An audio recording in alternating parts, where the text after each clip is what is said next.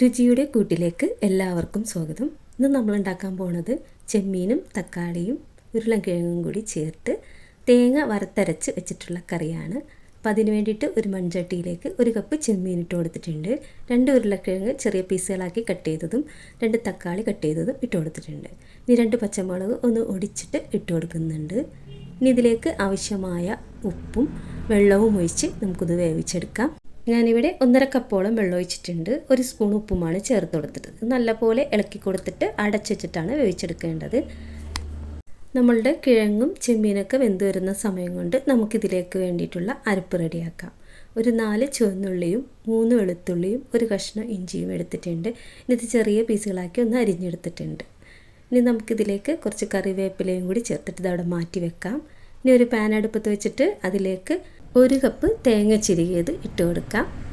ഒരു തേങ്ങയുടെ പകുതിയാണ് എടുത്തിട്ടുള്ളത്. ഇത് നല്ലപോലെ ഒന്ന് വറുത്തെടുക്കാം. തേങ്ങ ഒരുവിധം വറവാകുന്ന സമയത്ത് നമുക്കിതിലേക്ക് നമ്മൾ അരിഞ്ഞു വെച്ചിട്ടുള്ളതെല്ലാം ഇട്ട് കൊടുക്കാം. ഇതെല്ലാം കൂടി ചേർത്ത് കുറച്ച് സമയം കൂടി ഒന്ന് ഇളക്കി ഒന്ന് വറുത്തെടുക്കാം. അതിനുശേഷം നമുക്കിതിലേക്ക് 2 ടീസ്പൂൺ മല്ലിപ്പൊടിയും 1/2 സ്പൂൺ മുളക് പൊടിയും 1/2 സ്പൂൺ ഗരം മസാലപ്പൊടിയും 1/4 സ്പൂൺ മഞ്ഞൾപ്പൊടിയും ചേർത്ത് ഒന്ന് വഴറ്റിയെടുക്കാം.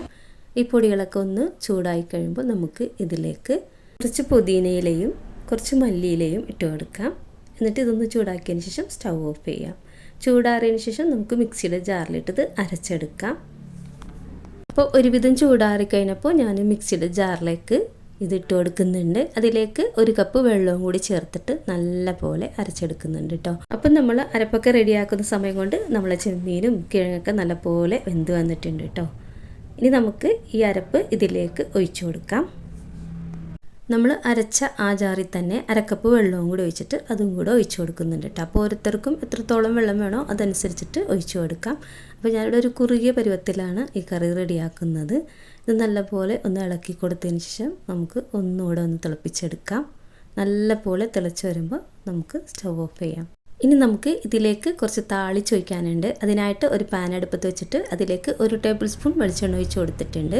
അതിലേക്ക് 1/2 സ്പൂൺ കടുകും പിന്നെ 1/4 സ്പൂൺ ഉലുവയും ഇട്ടിട്ട് ഒന്ന് പൊട്ടിച്ചെടുക്കും. ഇനി നമുക്കിതിലേക്ക് ഒരു 4 ചുവന്നുള്ളി പൊടിയായിട്ട് അരിഞ്ഞെടുത്തതും കൂടി ഇതിലേക്ക് ഇട്ട് കൊടുക്കുക. ഇത് നല്ല ബ്രൗൺ നിറമാകുമ്പോൾ ഇതിലേക്ക് കുറച്ച് കറിവേപ്പിലയും കൂടി ഇട്ട് കൊടുക്കുക. കറിവേപ്പിലയും കൂടി ഇട്ട് കൊടുത്തതിന് ശേഷം ഞാൻ സ്റ്റൗ ഓഫ് ചെയ്തിട്ടുണ്ട്. ഇനി ഇതിലേക്ക് കുറച്ച് ഇടിച്ച മുളകാണ് ഇട്ട് കൊടുക്കുന്നത്. നുറുക്കിയ മുളക് എന്ന് പറയില്ലേ, അതാണ് ഇട്ട് കൊടുത്തേക്കുന്നത്. നിങ്ങളുടെ കയ്യിൽ മുഴുവൻ മുളക് ഉണ്ടെങ്കിൽ അത് ഇട്ട് കൊടുക്കുക. എന്നിട്ട് അത് നല്ലപോലെ ചൂടാക്കിയതിന് ശേഷം നമുക്ക് നമ്മളുടെ കറിയിലേക്ക് ഇത് ഒഴിച്ച് കൊടുക്കുക. അടിപൊളി ടേസ്റ്റാണ്. അപ്പോൾ എല്ലാവരും ഇതുപോലെ ചെമ്മീനൊക്കെ കിട്ടുന്ന സമയത്ത് ഇതുപോലെ ഉണ്ടാക്കി നോക്കട്ടോ. അപ്പം നമ്മളുടെ ഈ വീഡിയോ ഇഷ്ടപ്പെട്ടാൽ ലൈക്ക് ചെയ്യാനും ഷെയർ ചെയ്യാനും മറക്കരുത്. അടുത്തൊരു വീഡിയോയുമായി വരുന്നത് ബൈ ഫ്രം കുട്ടി.